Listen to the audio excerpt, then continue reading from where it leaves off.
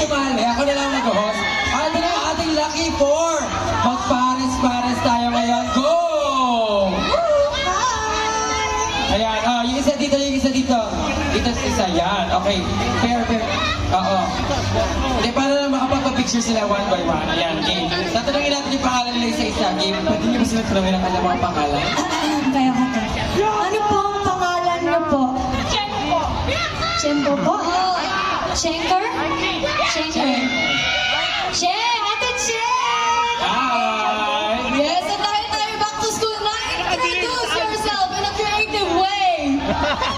Hi, my name is Jason. Ang creative nun. Grabe, napaka-creative talaga.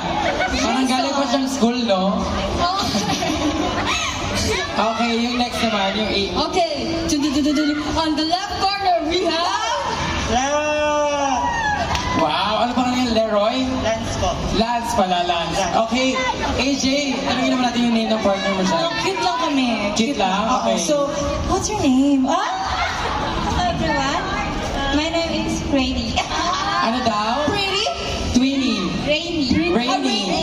Rainy. Okay, so kahit pinag-pair-pair ko kayo, hindi niyo sila makakalaro, hindi niyo sila makaka-team. So it's gonna be G22 versus the Bullets. Okay, so let's form two lines here. Two lines. Maggrupo-grupo po yung dito yung Bullets. G22, come here. Okay, so kailangan galingan natin. Kailangan matalo natin sila. Tayo yung papalit sa kanila kasi yung grupo na yung papalit sa kanila. Okay, sino muna mauna? G22 muna mauna. Okay, ang tawag sa game na ito ay Pass the Message. Okay, so ipapakita kami mga pictures sa inyo. Tapos, words. Pass the words. Okay.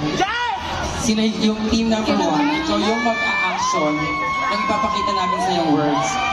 I-action mo sa kanya, ipapasa mo sa kanya yung action, kailangan mahulaan niya. Okay? So may ipapakita kami sa yung word, i-action mo, hindi mo sasabihin ha, hindi mo rin i-action mo rin sa kanya, tapos kailangan mahulaan mo yun. Paramihan kayo ng magagawa in 2 minutes.